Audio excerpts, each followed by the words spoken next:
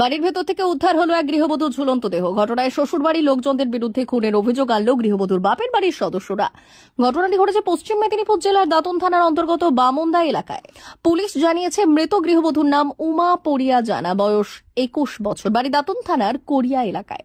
মৃতের বাপের বাড়ির অভিযোগ, দাঁতন থানার বামনদা এলাকার এক যুবকের সঙ্গে প্রায় বছর দেড়েক আগে বিয়ে হয়। কর্মসূত্রে সেই যুবক দীর্ঘদিন ধরে বাইরে থাকেন। বিয়ের পর থেকেই শ্বশুর শাশুড়ি মিলে পণের জন্য মানসিক এবং শারীরিক নির্যাতন করতে বলে অভিযোগ। ঘটনার খবর পেয়ে সোমবার দাঁতন থানার পুলিশ গৃহবধূর মৃতদেহ উদ্ধার করেছে। মৃত্যুর সঠিক কারণ জানতে মৃতদেহ ময়নাতদন্তের জন্য খড়গপুর মহকুমা হাসপাতালে পাঠিয়েছে পুলিশ। তবে এখনো পর্যন্ত থানায় কোনো লিখিত অভিযোগ দায়ের হয়নি।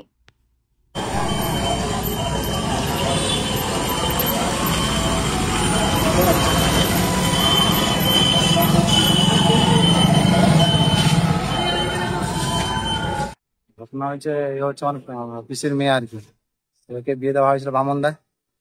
তো বামনদা বিয়ে দেওয়া হয়েছিল প্রায় 1.5 বছর হয়ে গেল বিয়ে দেওয়া হয়েছে।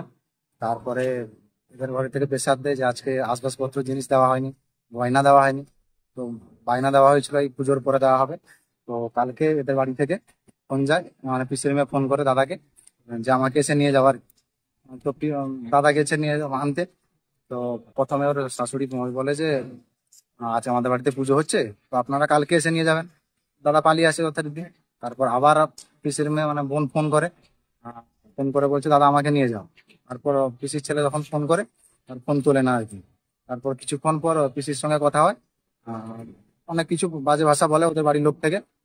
তারপর আর কোনো ফোন কেটে দেওয়া হয় ওখান থেকে। সকালে যেহেতু আমার ওখানে মাসির বাড়ি ছিল, ওখান থেকে ফোন আসে যে ওইরকম আপনাদের তো ওখানে বিয়ে দেওয়া হয়েছিল, তো মারা গেছেন আর কি। তো আমরা যথারীতি ফোন লাগাই ওকে, মানে বাড়ির লোককে, ওদের ফোন তুলে না আর কি। তারপর আমরা এখান থেকে যাই দেখি যে মার্ডার করা হয়েছে আর কি। আপনার নাম? আমার নাম অনির্বাণ বেলা। মৃতার কে হন আপনি? হ্যাঁ, আমার বোন হয়। ঘটনাটা মানে আমার বড় ভাই ছেলে তো ওকে ডাকতে গিয়েছিল কালকে সন্ধ্যাবেলা, এই বিকাল 5টার দিকে।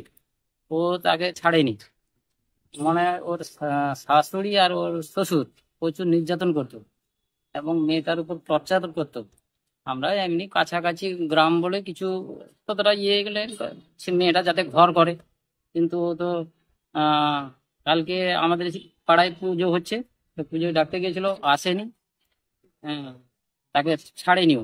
এমনি তার ঘরে যাই ঝামেলা থাকুক, আমরা যত দূর গিয়ে দেখি মানে মেয়েটাকে গলা টিপে মেরে ওই শুধু খালি উন্নাটা টাঙিয়ে রেখে দিয়েছে।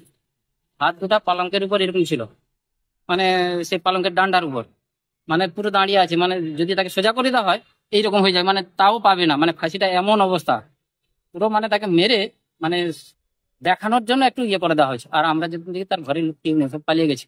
তার ফোনটা ছিল, ফোনটাকেও নিয়ে পালিয়ে গেছে। যে ফোনটা যদি আমরা যে কিছু কথা শুনবো বা করবো ট্যাগ করবো, নেই, ওটা নিয়ে পালিয়ে গেছে। আপনার নাম? আমার নাম গোরাচাঁদ পয়ড়া। আমি ওই মেয়েটা যে মারা গেছে ওর কাটতে।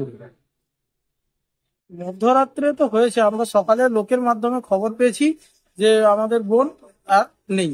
তো ঘটনাটা কিভাবে ঘটেছে তার তদন্তের জন্যই আমরা এখানে নিয়ে এসেছি।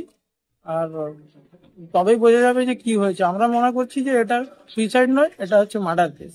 কারণ যেভাবে ঘটনাটা আমরা গিয়ে প্রত্যক্ষদর্শী হয়েছি, এক বোন আমাদের নিচে শুয়ে আছে পুরো পরিষ্কার ভাবে, ফ্যান একদম কাছে আছে, কিন্তু ওড়নাটা ঝোলানো আছে। আর বডি যদি ঝোলা অবস্থায় থাকতো তাহলে আমরা মেনে নিতাম তাও সুইসাইড, কিন্তু বডি নিচে শোয়ানো আছে, উপরে ওড়না এমনি ঝোলানো আছে।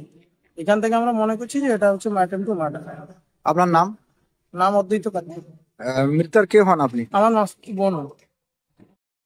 সোনার অলংকার মানে আভিজাত্যের অহংকার, চির বিশ্বস্ত, চির নতুন। বেলদার নবতম Tanushree hallmark jewellery house, Belda main road, Punjab ব্যাংকের বিপরীতে, যা আপনাদের সেবায় নিয়োজিত।